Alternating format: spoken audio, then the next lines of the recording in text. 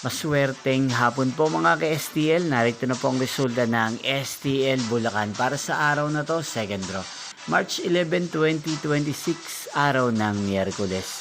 Naway ang mga natayaan nyo pong mga numero kanina ay manalo nawa ngayong hapong ito, 4 PM. Kaya kunin nyo na po ang inyong mga ticket. Narito na po ang resulta. Ang mga numerong nanalo sa STL Bulacan ngayong hapong ito, March 11, 2026. 4 PM, second draw result, 32 at 24 in exact order.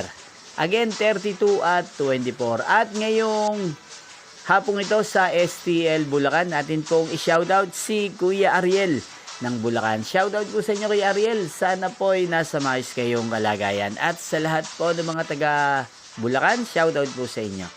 Inyo pong napanood ang resulta ng STL Bulacan. Magkita-kita pong muli tayo mamayang 8 PM. Thank you for watching.